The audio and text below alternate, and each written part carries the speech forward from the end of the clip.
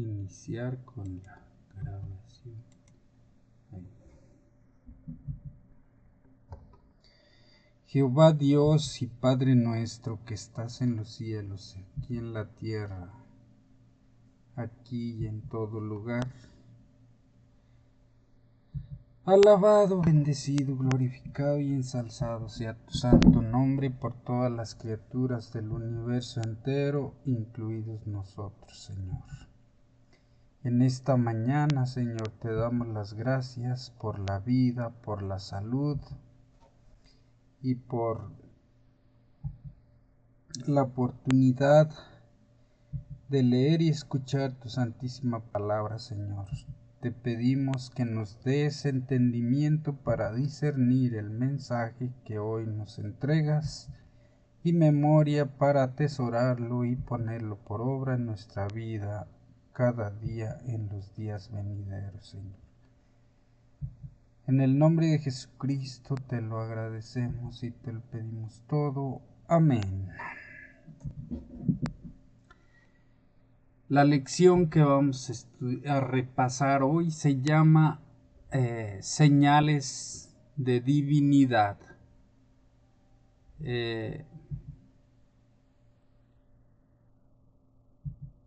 Vamos a leer los libros de Juan, capítulo 6, verso 1 al 15. El de Isaías, capítulo 53, verso 4 al 6. Primera carta de los Corintios, capítulo 5, verso 7. Nuevamente el libro de Juan, capítulo 6, verso 26 al 36. Capítulo 9, 1 al 41. Y otra cita en primera carta a los Corintios, capítulo 1, verso 26 al 29. Y también en el libro de Juan, el capítulo 11.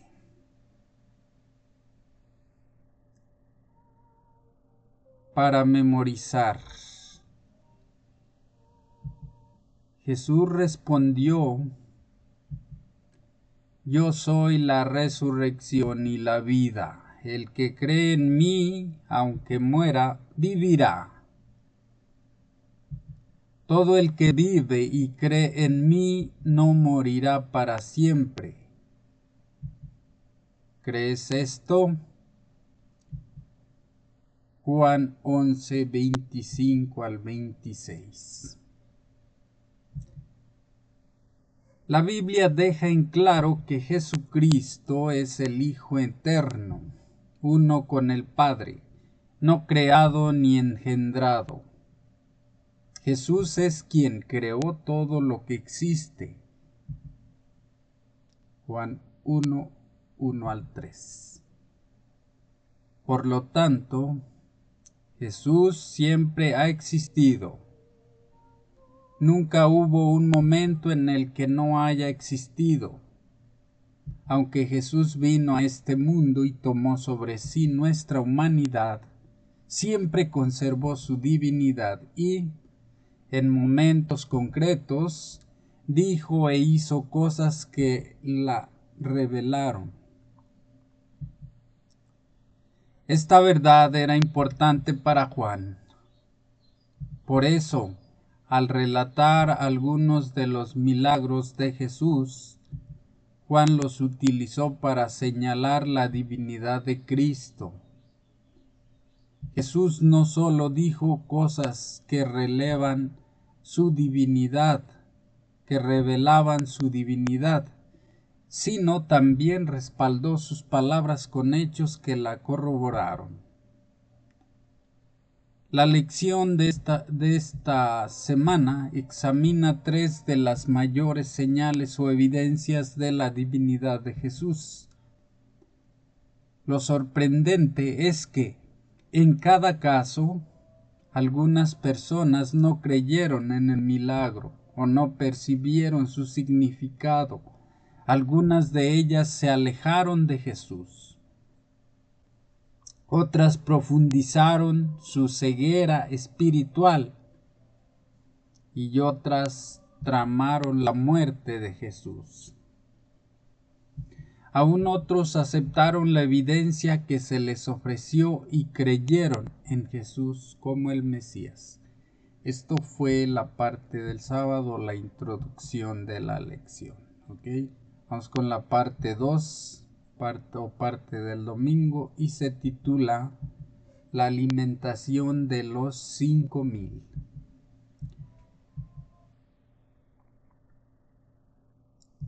En Juan 6, 4 y 5, el apóstol se esfuerza por afirmar que el momento de la alimentación de los 5,000 ocurrió cerca de la Pascua, una conmemoración de la liberación de Israel de Egipto. El Cordero Pascual sustituía la muerte de los primogénitos. Este sacrificio simbolizaba la muerte de Jesús en nuestro favor. En la cruz, el castigo que merecíamos por nuestros pecados recayó sobre Jesús. En efecto, Cristo nuestra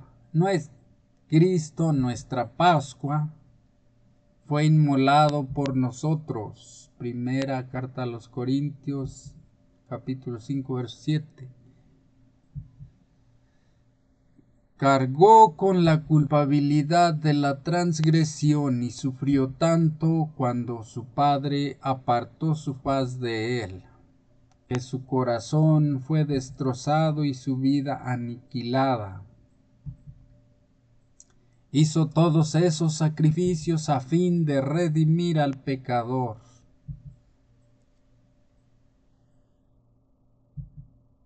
Lee Juan 6, 1 al 14. Vamos a la Biblia.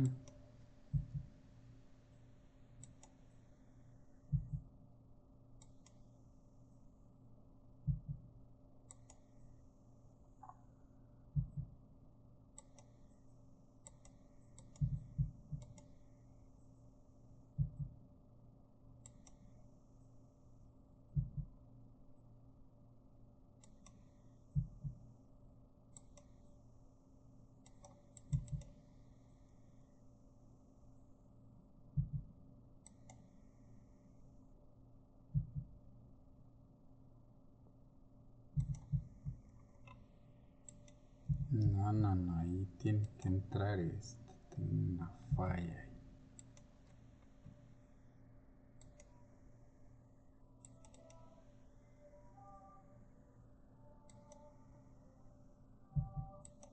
Es esa, y está listo. Vamos a modo escritorio y vamos a leer la cita bíblica, que es Juan capítulo 6, verso 1 al 14.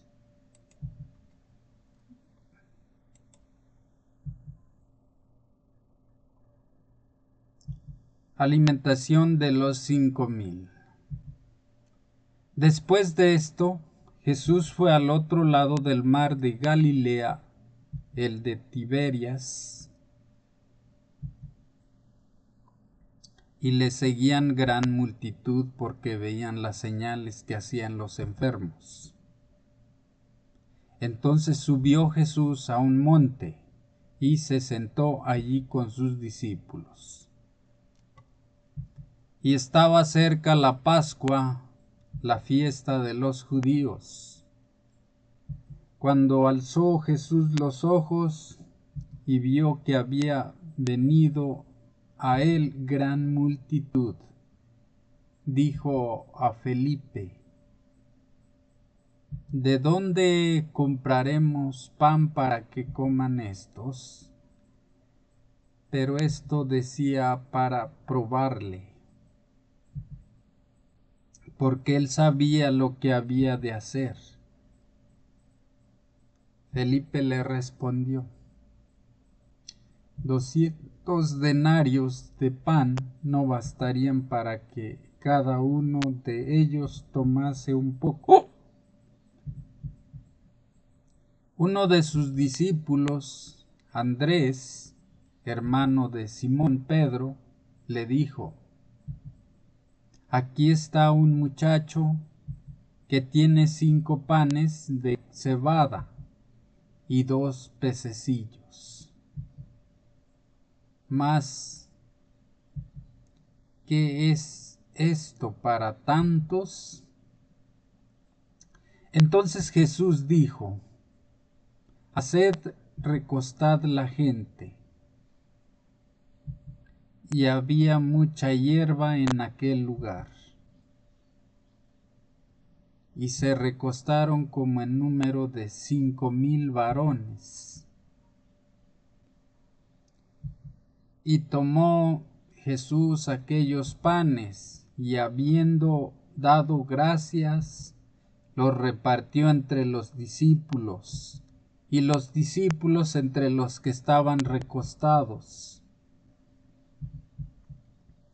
Asimismo, de los peces, cuanto querían.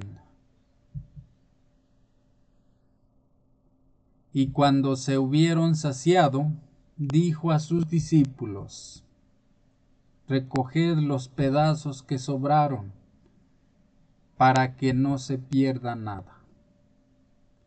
Recogieron, pues, y llenaron 12 cestas de pedazos que de los 5 panes de cebada sobraron a los que habían comido.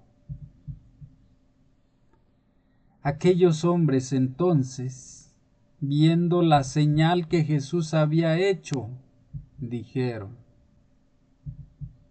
este verdaderamente es el profeta que había de venir al mundo. Pero entendiendo Jesús que iban a venir para apoderarse de él y hacerle rey, volvió a retirarse al monte él solo.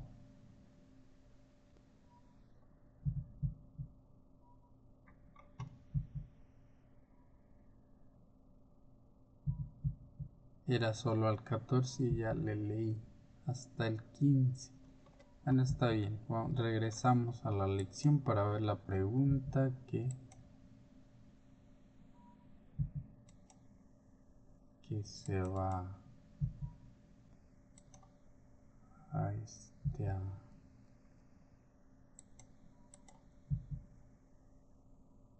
a suscitar o a plantear, como sea.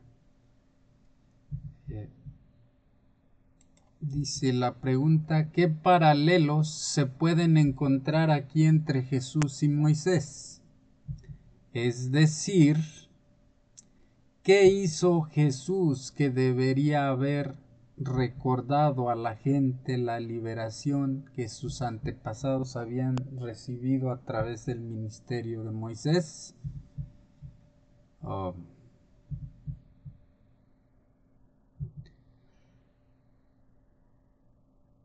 Bueno, aquí el milagro fundamental es que Jesús salvó a la multitud del hambre,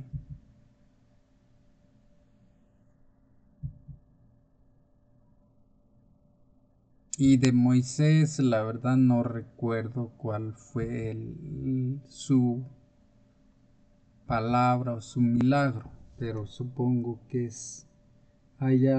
tienen algo en común las acciones de Moisés supongo que tienen algo en común las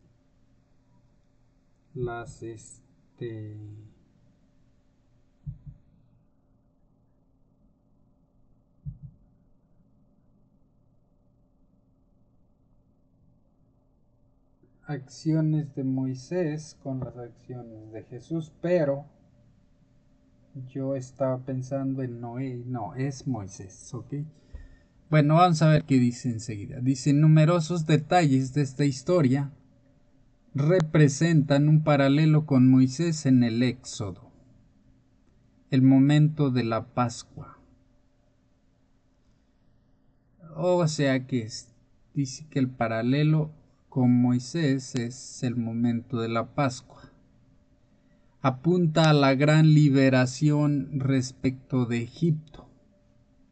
Jesús sube a una montaña, así como Moisés ascendió al Sinaí. Jesús pone a prueba a Felipe, como los israelitas fueron puestos a prueba en el desierto. La multiplicación de los panes recuerda el maná, al maná. La recolección de las sobras recuerda la del maná por parte de los israelitas. Se recogen 12 cestas de sobras. El número de las tribus de Israel, y la gente comenta que Jesús es el profeta que viene al mundo.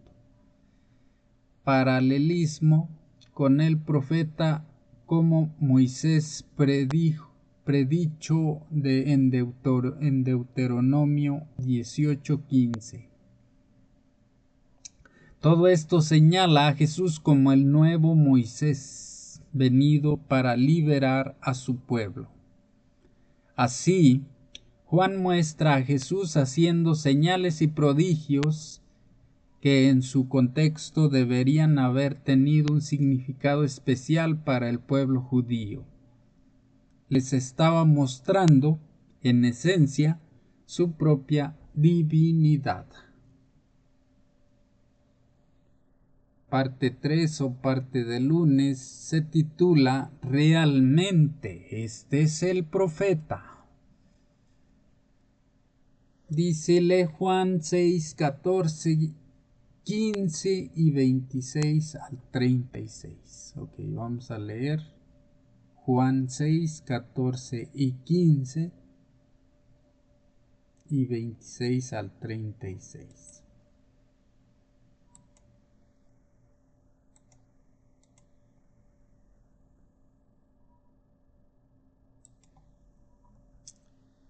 Dice: aquellos hombres entonces, viendo la señal que Jesús había hecho, dijeron: este verdaderamente es el profeta que había de venir al mundo. Pero entendiendo Jesús que iban a venir para apoderarse de él y hacerle rey, volvió a retirarse al monte él solo. Jesús anda sobre el mar. Al anochecer, descendieron sus discípulos al mar, y entrando en una barca, iban cruzando el mar hacia Capernaum. Estaba ya oscuro, y Jesús no había venido a ellos. Y se levantaba el mar con un gran viento que soplaba. Cuando habían remado como 25 o 30 estadios, vieron a Jesús que andaba sobre el mar y se acercaba a la barca, y tuvieron miedo. Mas él les dijo: yo soy, no temáis. Ellos entonces con gusto le recibieron en la barca, la cual llegó enseguida a la tierra a donde iban. La gente busca a Jesús. El día siguiente, la gente que estaba al otro lado del mar vio que no había venido allí más que a una sola barca, y que Jesús no había entrado en ella con sus discípulos, sino que éstos se habían ido solos. Pero otras barcas habían arribado de Tiberias tanto al lugar donde habían comido el pan después de haber dado gracias el Señor o al Señor. Es que aquí dice al Señor. Cuando vio pues la gente que Jesús no estaba allí, ni sus discípulos, entraron en las barcas y fueron a Capernaum buscando a Jesús. Jesús, el pan de vida. Y hallándole al otro lado del mar, le dijeron: Rabí, ¿cuándo llegaste acá? Respondió Jesús y les dijo: De cierto os digo que me buscáis, no porque habéis visto las señales, sino porque comisteis el pan y os saciasteis.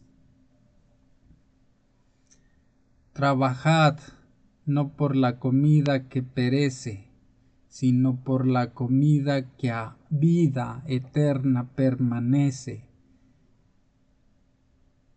la cual el Hijo del Hombre os dará, porque a éste señaló Dios el Padre. Entonces le dijeron: ¿Qué debemos hacer para poner en práctica las obras de Dios? Respondió Jesús y les dijo: Esta es la obra de Dios, que creáis en el que Él ha enviado.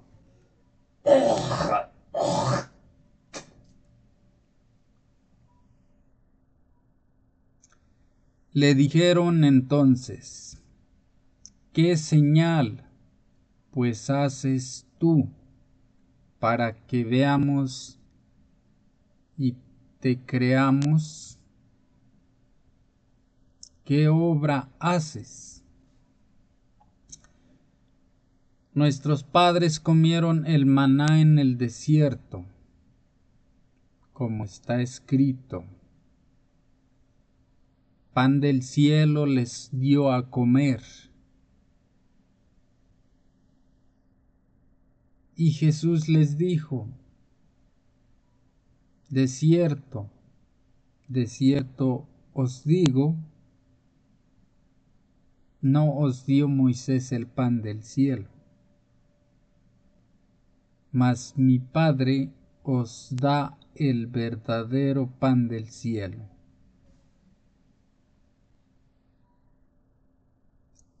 Porque el pan de Dios es aquel que descendió del cielo y da vida al mundo.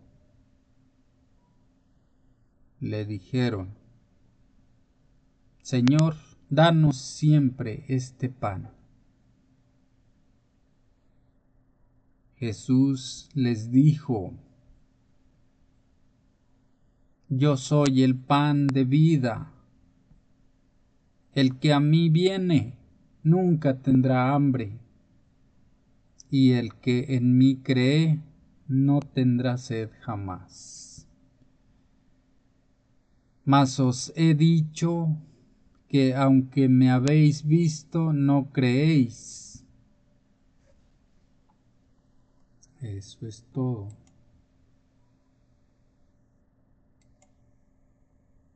De la cita bíblica.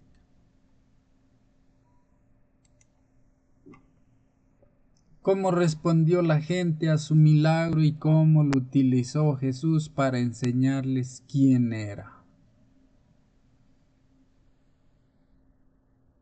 Pues la gente respondió con una insinuación de que Dios los tenía que mantener prácticamente.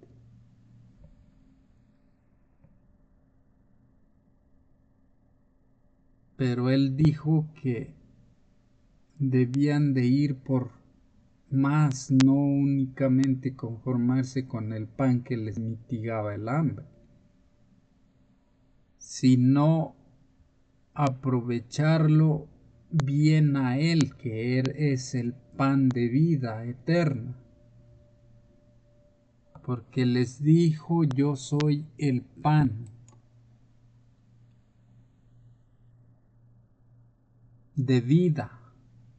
El que a mí viene nunca tendrá hambre, y el que en mí cree no tendrá sed jamás.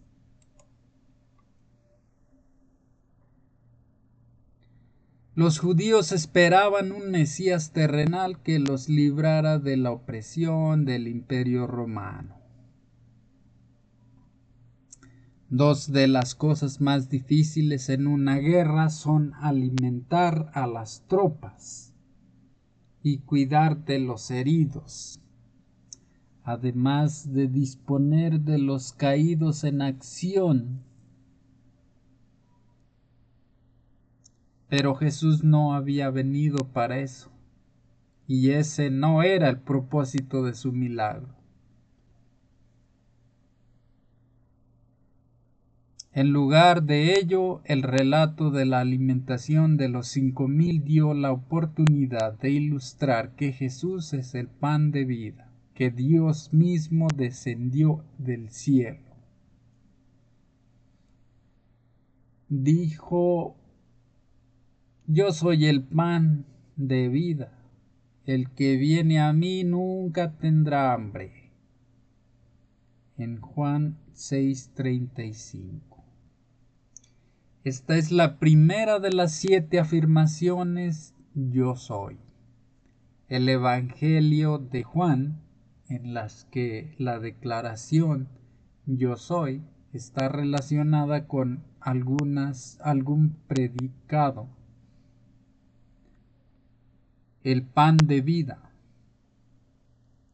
Juan 6:35. La luz del mundo, Juan 8:12. La puerta, Juan 10:7-9. El buen pastor, Juan 10:11-14. La resurrección y la vida, Juan 11:25. El camino de la verdad y la vida, Juan 14:6. La vid verdadera, Juan 15:1-5. Cada una de ellas apunta a una verdad importante acerca de Jesús. Las afirmaciones yo soy se remontan a Éxodo 3, donde Dios se presenta a Moisés como el gran yo soy. Comparar con Juan 8:58.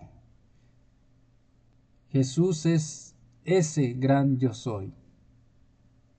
Pero la gente no captó nada de eso.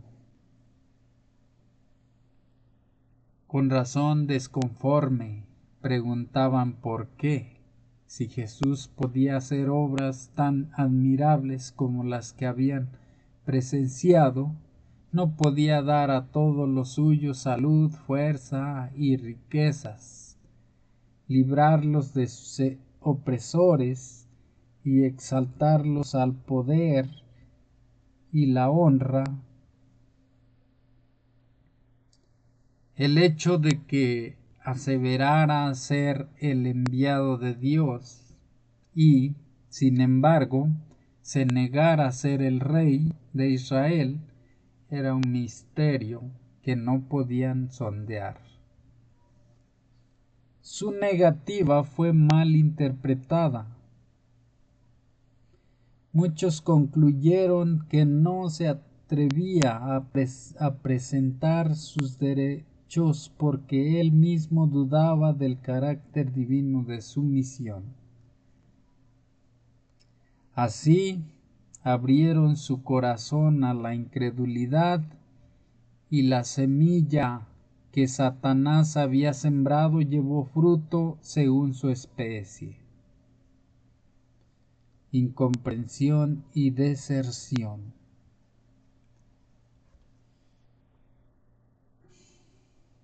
Buscaban el beneficio material, no la verdad que perdura eternamente. Esta es una trampa que todos enfrentamos potencialmente si no somos cuidadosos.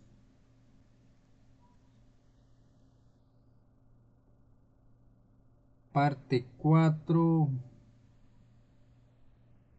o parte del martes se titula La curación del ciego, parte 2.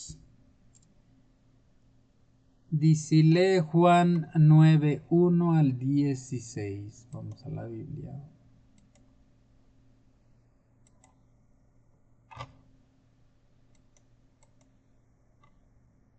Juan 9, 1 al 16. Jesús sana a un ciego de nacimiento. Al pasar Jesús vio a un hombre ciego de nacimiento y le preguntaron que sus discípulos, diciendo, Rabí, ¿quién pecó, este o sus padres, para que haya nacido ciego?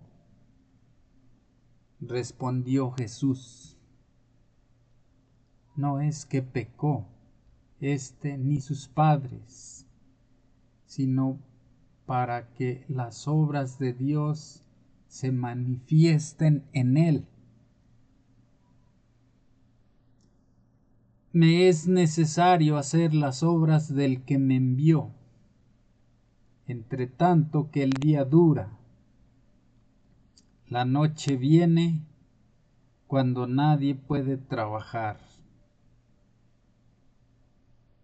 Entre tanto que estoy en el mundo, luz soy del mundo. Dicho esto, escupió en tierra e hizo lodo con la saliva y untó con el lodo los ojos del ciego y le dijo, ve a lavarte en el estanque de Siloé, que traducido es enviado. Fue entonces y se lavó y regresó viendo. Entonces los vecinos y los que antes le habían visto que era ciego, decían, ¿no es este el que se sentaba y mendigaba? Unos decían, Él es, y otros, a Él se parece. Él decía, yo soy. Y le dijeron, ¿cómo te fueron abiertos los ojos? Respondió él y dijo, aquel hombre que se llama Jesús hizo lodo, me untó los ojos y me dijo, ve al Siloé y lávate. Y fui y me lavé y recibí la vista. Entonces le dijeron, ¿dónde está él? Él dijo, no sé.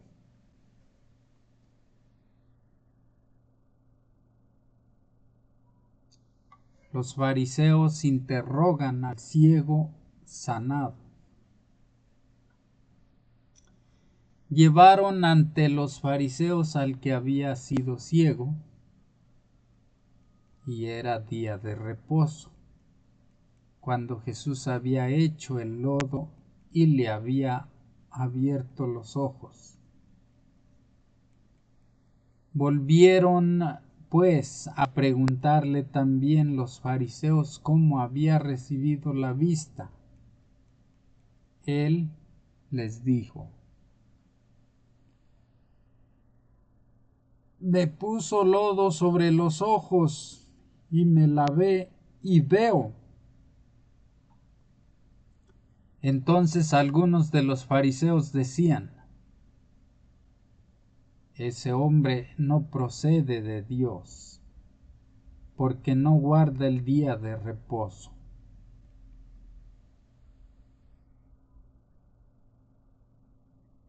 Otros decían: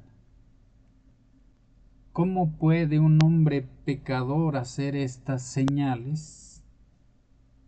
Y había disensión entre ellos.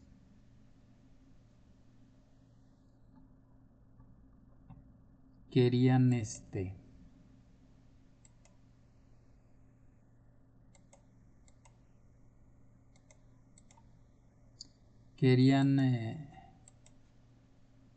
evidenciar, encontrar algún indicio que apuntara a Jesús como enemigo, y cuando no lo era.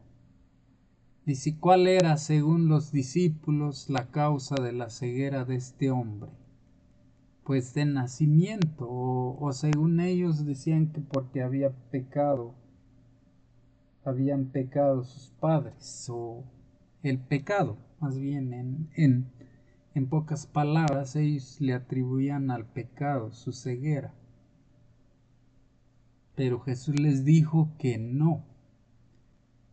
¿Cómo corrigió Jesús esas ideas erróneas? Pues diciéndoles que su ceguera se debía a que debía mostrarse las obras de Dios. Ok, dice: los discípulos relacionaron la enfermedad con el pecado. Varios pasajes del Antiguo Testamento apuntan en esa dirección. Pero la historia de Job debería haber sido suficiente para demostrar que tal conexión no es siempre el caso. Jesús aclara el asunto sin negar que exista a veces cierta relación de causa y efecto entre el pecado y el sufrimiento, pero en este caso señalando un propósito más elevado: que Dios sería glorificado por la curación. El relato contiene ciertas afinidades con la historia de la creación, cuando Dios formó el primer hombre del polvo de la tierra. Génesis 2:7. Del mismo modo que Jesús hace barro para suplir al ciego de lo que carecía al nacer. En Mateo,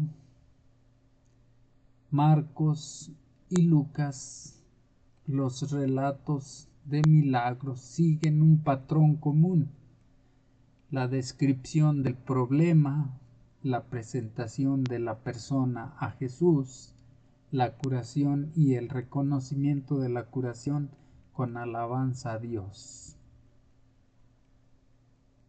En el relato de Juan 9, esta secuencia se completa en Juan 9:7. Pero, como es típico en Juan, el significado del milagro se convierte en un tema de discusión mucho más amplio, que conduce a una larga interacción entre el hombre curado y los líderes religiosos. Esta sorprendente discusión gira en torno a dos partes de conceptos entrelazados y contrapuestos: pecado, obras de Dios, y ceguera, visión. pecado por obras de Dios y ceguera, visión. El narrador informa al lector recién en Juan 9:14 que Jesús hizo este milagro en sábado, lo que según la tradición, no la Biblia, significaba violar el cuarto mandamiento. Por lo tanto, los fariseos lo consideraron un transgresor del sábado. La conclusión de ellos fue que él no venía de Dios, pues sostenía que no guardaba el sábado. Pero a otros les parecía preocupante que un pecador pudiera hacer tales señales.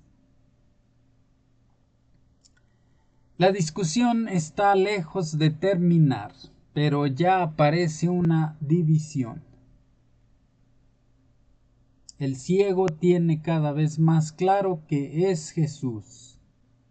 ¿Quién es Jesús? Pero los dirigentes religiosos están cada vez más confundidos o ciegos en cuanto a su verdadera identidad.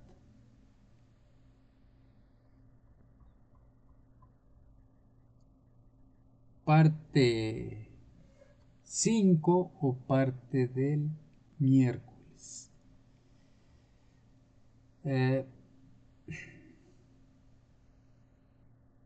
La curación del ciego, parte 2. Lee Juan 9:17 al 34.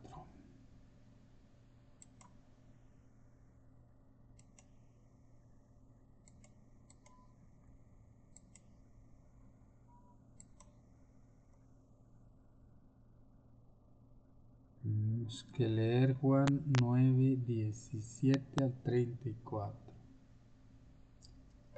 Entonces volvieron a decirle al ciego: ¿qué dices tú del que te abrió los ojos? Y él dijo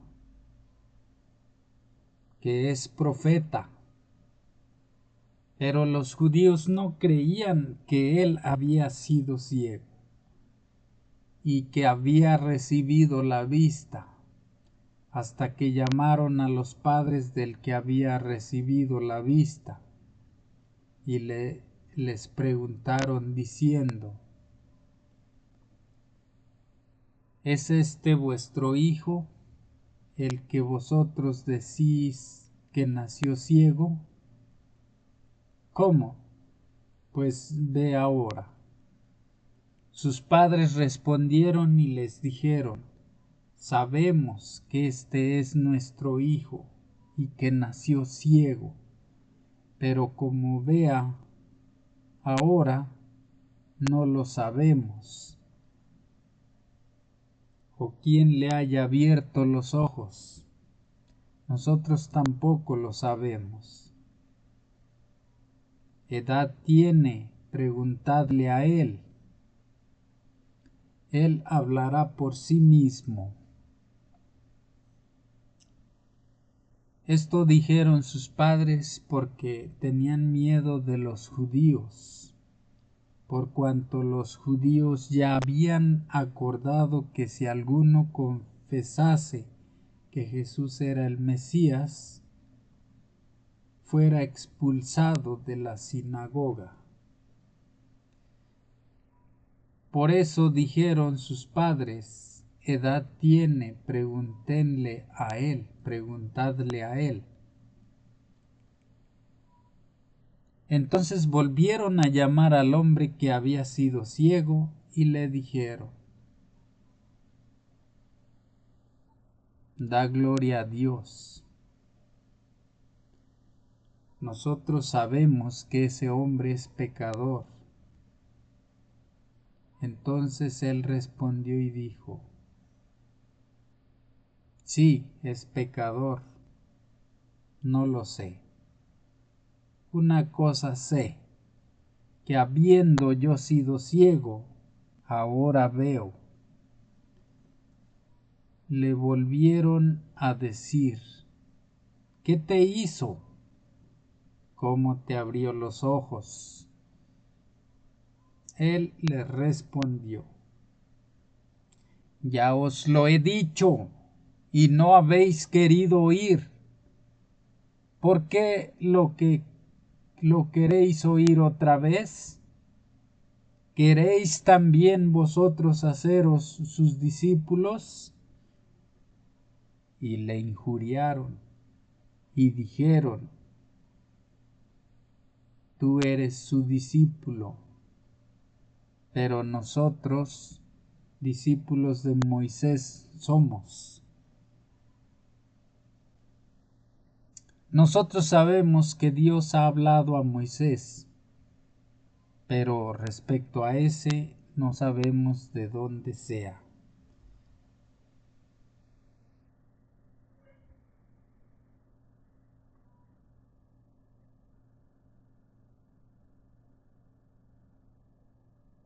Respondió el hombre y les dijo: pues esto es lo maravilloso, que vosotros no sepáis de dónde sea, y a mí me abrió los ojos.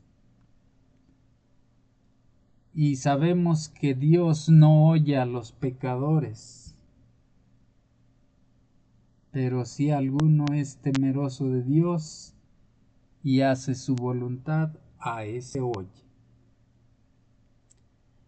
Desde el principio no se ha oído decir que alguno abriese los ojos a uno que nació ciego.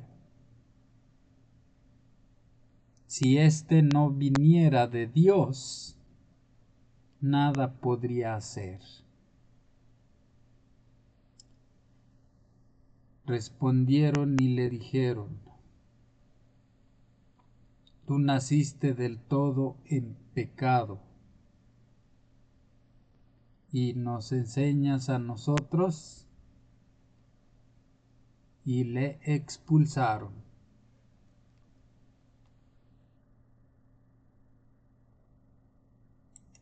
Lo expulsaron, dice, nada más porque habló en defensa de Jesucristo, de Jesús, el Cristo. ¿Qué preguntas hicieron los líderes al ciego y cómo respondió él? Pues él respondió con la verdad y con la convicción de que él era el enviado de Dios, de que Jesús era el enviado de Dios.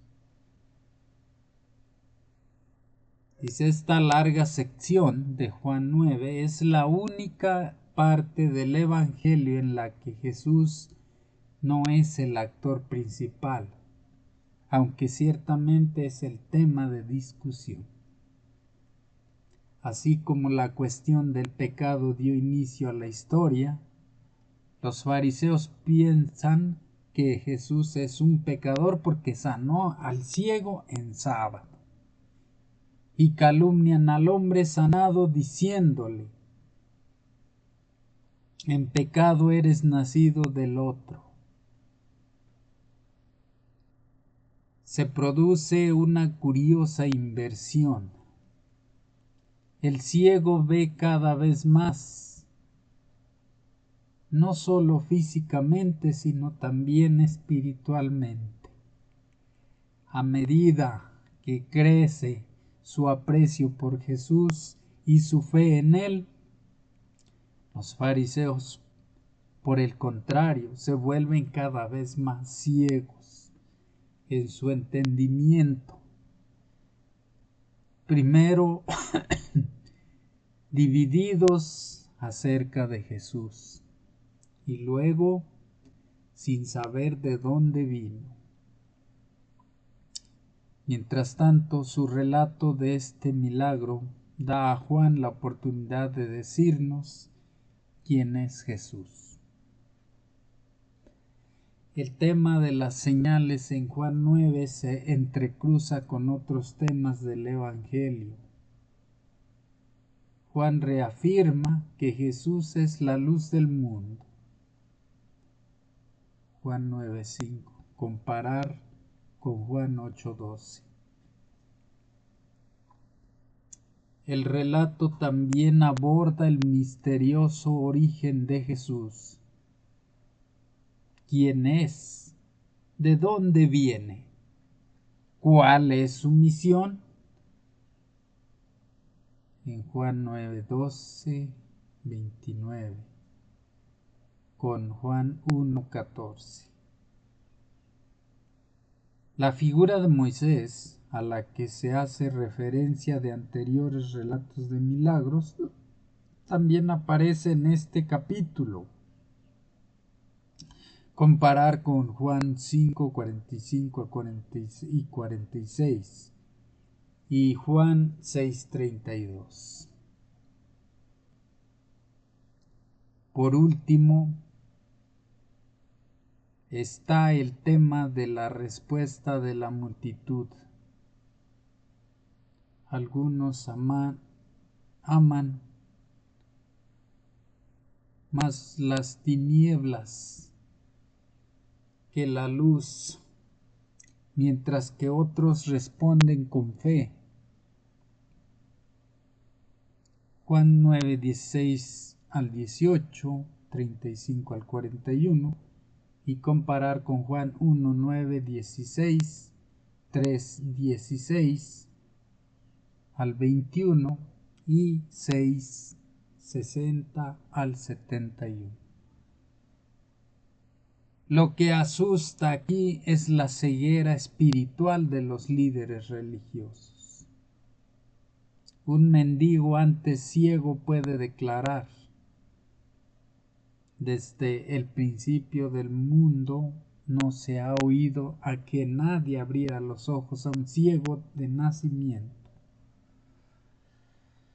Si éste no fuera de Dios, nada podría hacer.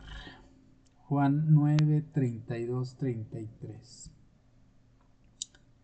Sin embargo, los líderes religiosos, los guías espirituales de la nación, quienes debieron ser los primeros en reconocer a Jesús, aceptarlo como el Mesías, no pueden verlo a pesar de toda la poderosa evidencia. En realidad, no quieren verlo. Qué poderosa advertencia acerca de cómo nuestros corazones pueden engañarnos. Parte 6 o parte del jueves se titula La resurrección de Lázaro. Juan 11 está lleno de tristeza. La triste noticia de la enfermedad de un querido amigo. Juan 11, 1 al 3. El llanto por su muerte. Juan 11, 19, 31 y 33. O 19, 31 al 33. 19 al 31. 19, 31 y 33 por separado. El lamento de las hermanas de que Lázaro no habría muerto si Jesús hubiera estado presente. Juan 11, 21, 32. Y las propias lágrimas de Jesús. Juan 11, 35. Jesús esperó 2 días antes de emprender el viaje hacia el hogar de Lázaro. Juan 11, 6. Y dijo incluso que se alegraba de no haber ido antes. Juan 11, 14 y 15. Esto no fue un acto de insensibilidad hacia el sufrimiento de Lázaro y de sus hermanas, sino su deseo de revelar más plenamente la gloria de Dios.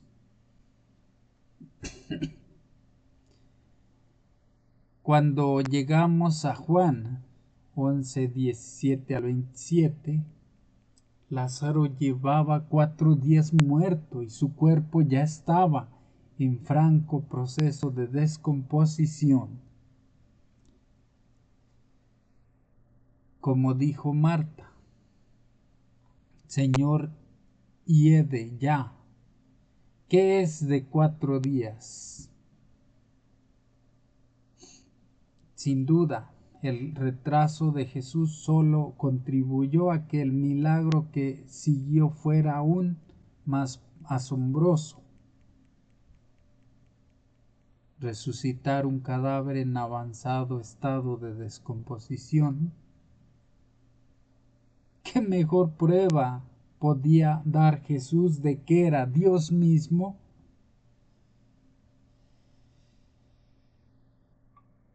Y como Dios, como aquel que creó la vida al comienzo, Jesús tenía poder sobre la muerte. Así, Jesús aprovecha esta oportunidad, la de la muerte de Lázaro, para revelar una verdad crucial acerca de él mismo. Yo soy la resurrección y la vida. El que cree en mí, aunque muera, vivirá. Todo el que vive y cree en mí no morirá para siempre. Juan 11, 26, 26. Dícele Juan 11, 38 al 44. Vamos a la Biblia.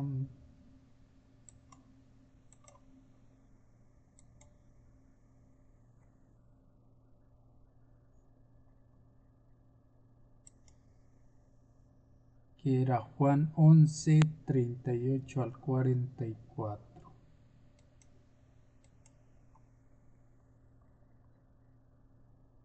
Dice, resurrección de Lázaro. Jesús, profundamente conmovido otra vez, vino al sepulcro. Era una cueva y tenía una piedra puesta encima. Dijo Jesús, quitad la piedra. Marta, la hermana del que había muerto, le dijo, Señor, hiede ya, porque es de 4 días. Jesús le dijo, ¿no te he dicho que si crees verás la gloria de Dios?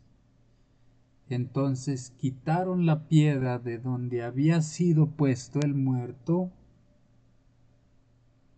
y Jesús, alzando los ojos a lo alto, dijo,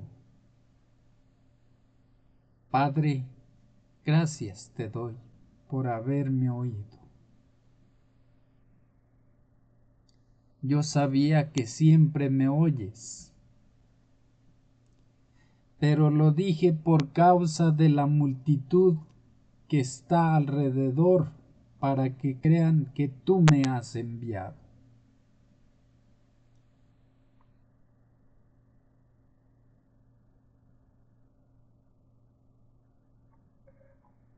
Y habiendo dicho esto, clamó a gran voz, Lázaro, ven fuera.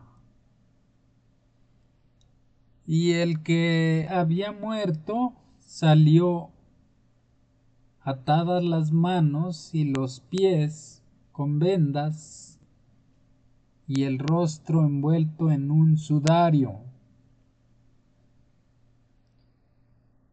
Jesús les dijo, desatadle y dejadle ir.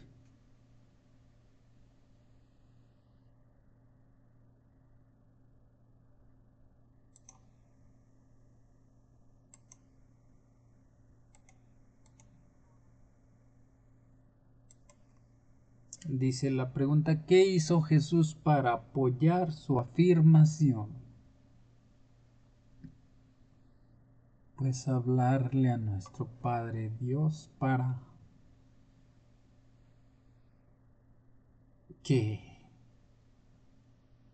agradecerle que lo había escuchado, dice, y obró el milagro. Así como Jesús demostró que Él es la luz del mundo. Juan 8:12, 9:5, al dar la vista al ciego. Juan 9:7, aquí resucita a Lázaro de entre los muertos. Juan 43:44, demostrando así que Él es la resurrección y la vida. Juan 11:25. Este milagro, más que ningún otro, señala a Jesús como el dador de vida, como Dios mismo. Es además un fuerte apoyo a la aseveración de Juan de que Jesús es el Hijo Divino de Dios y de que quienes creen pueden tener vida a través de Él.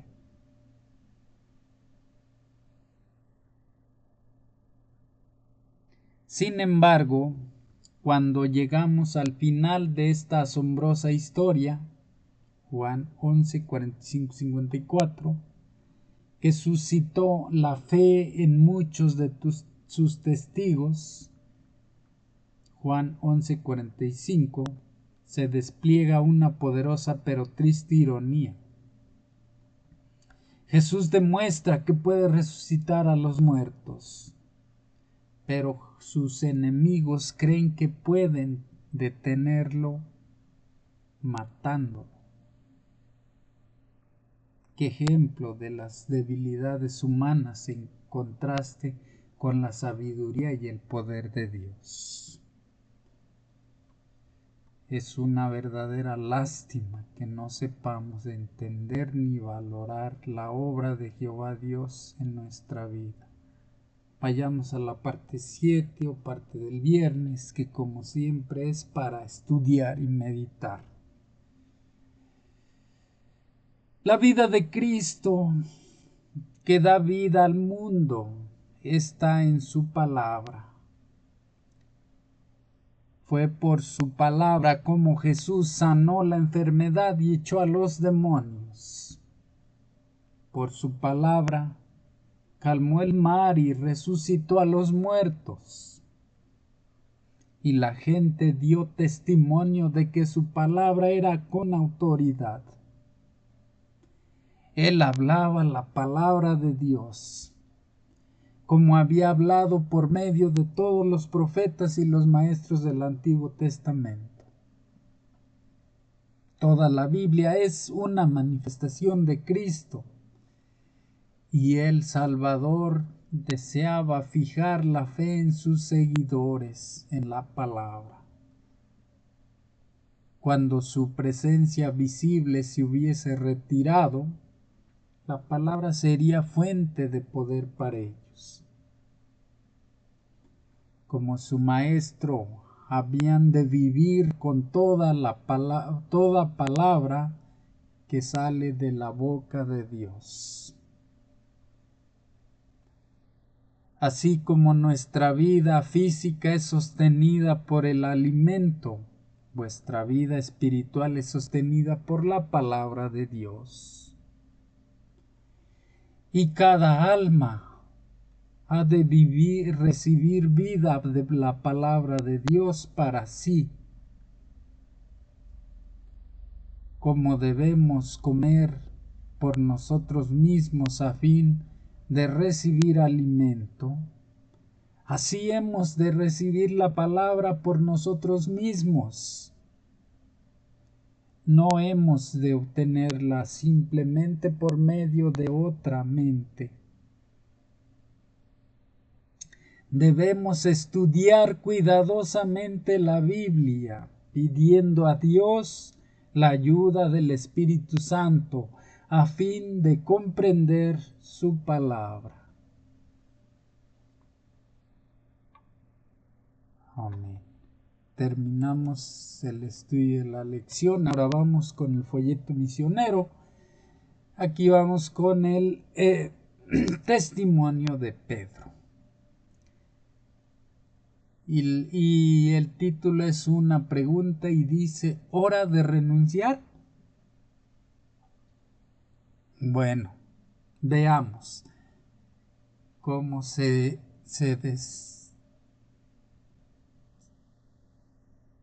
desenrolla esta historia. Dice: aquel fue un día tan difícil que Pedro decidió que había llegado el momento de presentar su renuncia como director de la escuela indígena adventista del séptimo día de Holbrook, en Arizona, Estados Unidos. Creo que ha llegado el momento, le dijo a su esposa. Es hora de que me busque otro empleo.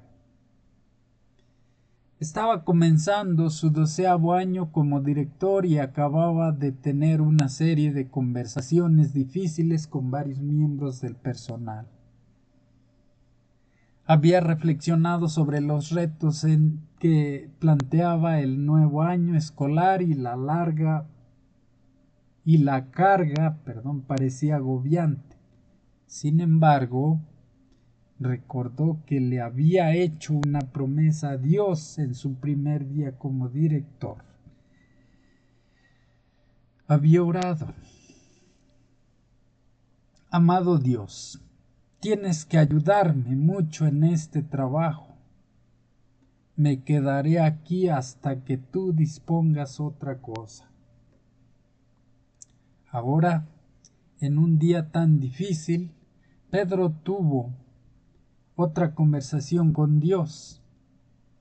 Recuerdo mi promesa y no quiero ser un mentiroso. Mi pregunta es: ¿eres tú el que me está diciendo que ha llegado el momento de irme?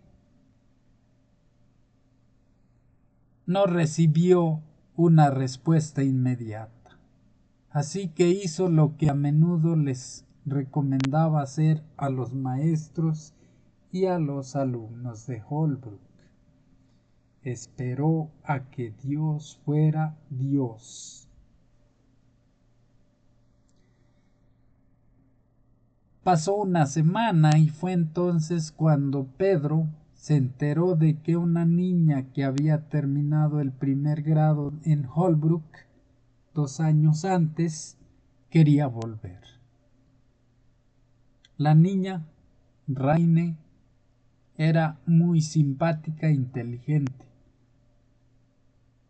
Su mamá la había mantenido fuera de la escuela durante 2 años por miedo a la COVID. Muchos padres indígenas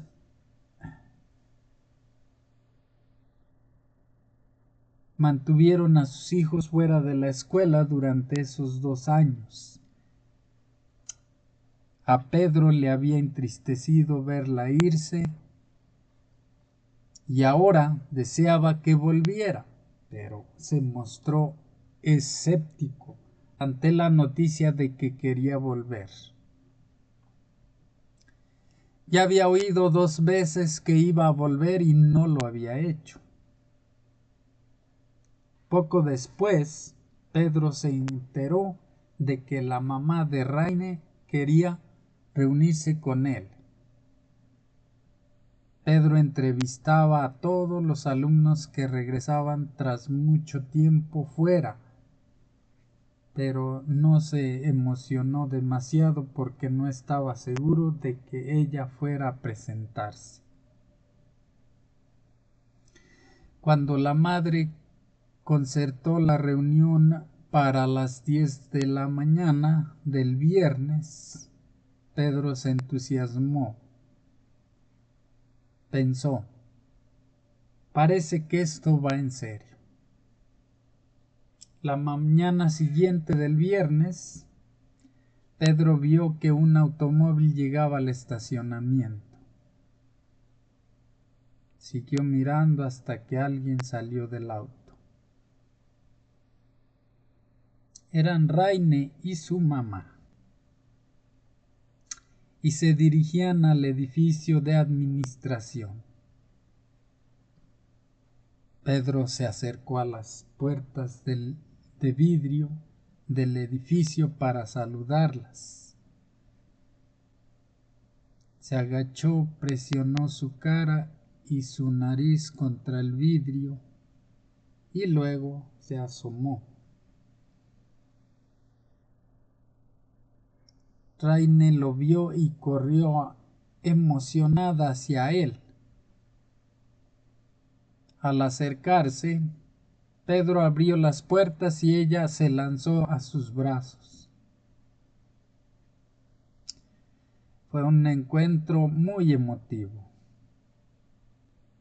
En ese momento, Pedro comprendió que aquella era la respuesta que estaba esperando. No era el momento de irse de Holbrook. Dios aún tenía un plan para él en la escuela. Te hemos echado de menos, le dijo a Raine. Yo también los echo de menos, respondió ella. Me alegro de verte. Yo también me alegro de verlo a usted.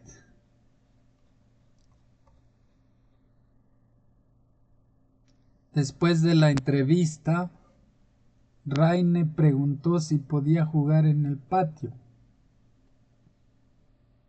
Había extrañado mucho los columpios y el tobogán. Sí, pero por favor avísame antes de irte para despedirme, le dijo Pedro. Un rato después, Raine volvió a su oficina.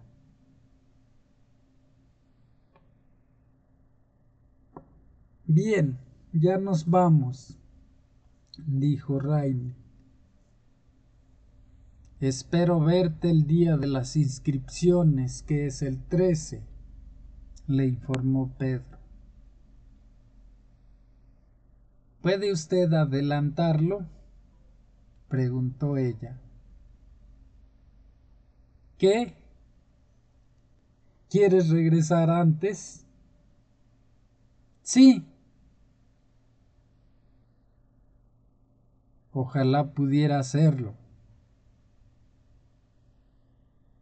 ¿No es usted el director? Puede hacer lo que quiera. Era verdad. Con Dios, Pedro podía hacer lo que quisiera.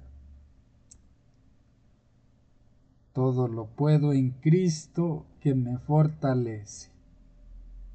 Filipenses 4:13. Vamos a...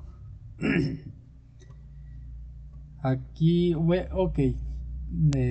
Vamos al himno de cierre y ya de ahí hacemos la oración final.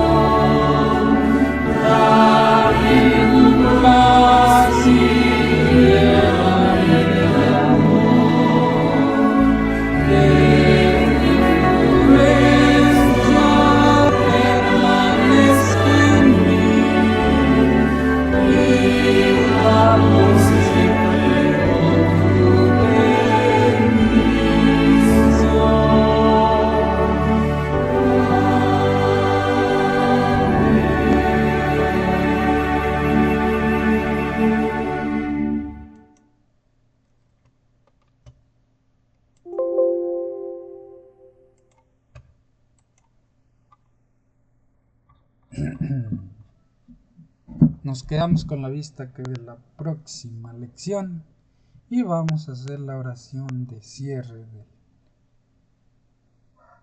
culto de devoción. Jehová Dios y Padre nuestro que estás en los cielos, en la tierra, aquí y en todo lugar. Te damos infinitas gracias por la vida y la salud que nos has prestado hasta este momento, Señor. Por la oportunidad de leer y escuchar tu santísima palabra y tu mensaje y tu testimonio, Señor. Te pedimos que nos ilumines con entendimiento y memoria para poderlo poner por obra en nuestros días venideros, Señor. Te pedimos, Señor, por aquellas personas que están alejadas y que se han olvidado de ti, Señor, te pedimos que toques sus corazones para que regresen o se acerquen a ti, Señor. Te pedimos por aquellas personas que están invadidas de malos sentimientos como son rencor, odio, envidia y otros, Señor. Te pedimos que obres en su vida y en su alma y en su corazón para que puedan ser unas personas puras, limpias y puedan agradarte.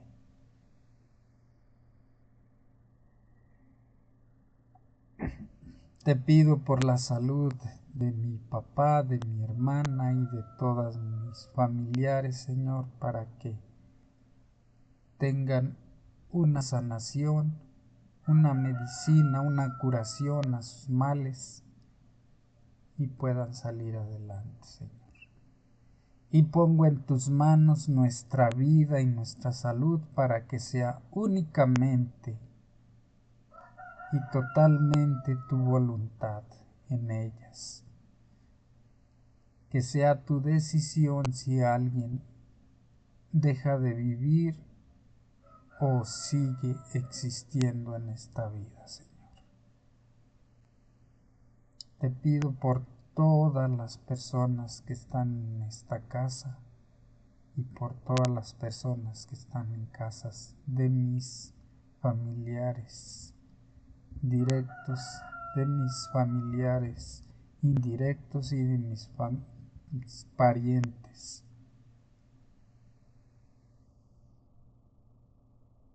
Ten misericordia de ellos, perdona sus pecados y endereza su camino, Señor, porque yo sé que tú lo puedes, por eso te lo solicito, Señor. En el nombre santo de Jesús, Jesucristo, tu amado Hijo, que diste en sacrificio para limpiar nuestros pecados, Señor, en su santo nombre te lo pido y te lo agradezco todo. Amén. Bendiciones, gracias por acompañarme a todos los que hablan español, gracias por acompañarme. Creo que no tenemos comentarios, ni negativos ni positivos.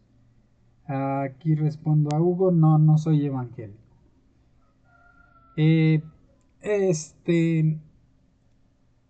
Fui a todos los templos de protestantes, pero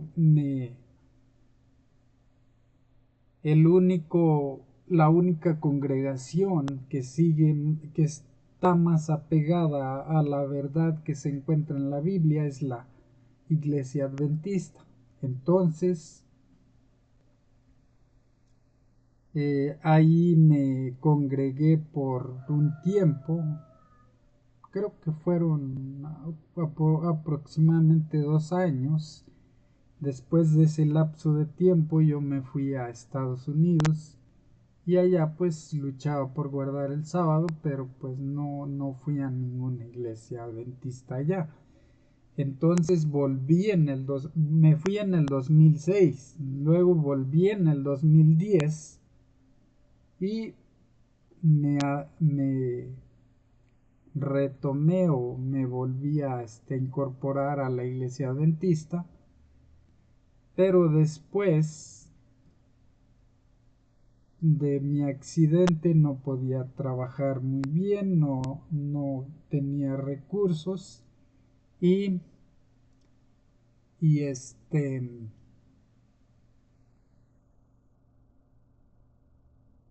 pues no pude dar los diezmos y las ofrendas como quería el pastor de la iglesia adventista. Entonces yo creo que tomaron la decisión de abandonarme, ya no me visitó el pastor, ya no me visitaron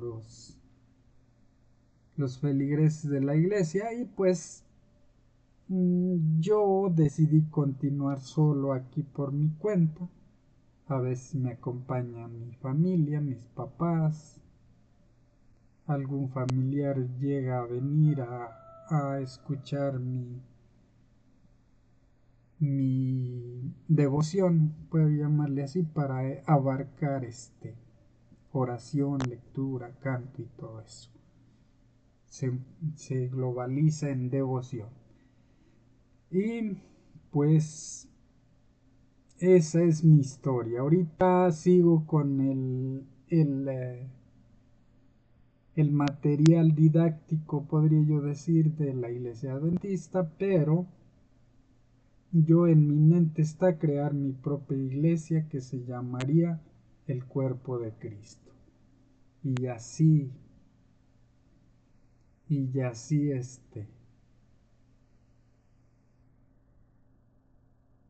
pues yo creo que ya soy una institución independiente, ya no soy evangélico, ya no soy adventista, sino que soy el cuerpo de Cristo. ¿Por qué el cuerpo de Cristo? Porque eso debe de ser la iglesia, el cuerpo de Cristo. Y no debe de enfocarse en lo económico, en los recursos monetarios, sino que debe enfocarse en el progreso de los cristianos, salvarlos del pecado o hacerles ver lo que andan haciendo mal. Unos por ignorancia, otros por terquedad y otros por su decisión propia. Y así es como el mundo va, y así es como la palabra de Dios debe de llegar, con libre albedrío, no obligándole a nadie a contribuir económicamente o monetariamente, sino que sea de su corazón y no exagerar, sino que el diezmo es el 10% de la ganancia total y libre que un trabajador genera o que recibe de un patrón o de un negocio que él tenga. Y pues lamentablemente las iglesias son muy populares porque se dejan perder por el pecado de la avaricia. Y eso es un mal que acecha a la mayoría de las iglesias. El diezmo sí es una obligación, pero se tiene que dar diezmo, no 100% ni 1000%. Y unos líderes religiosos le exigen a sus feligreses más de lo que deben de aportar. Y eso no es de Dios, eso es del diablo, de Satanás. Bueno, contestada tu pregunta, Hugo 5, espero todavía me estés escuchando. Y pues nada más me queda recordarles que hay un canal de YouTube en el que subo todo este video. Perdón. Ya tengo que cortar el video y se me estaba olvidando.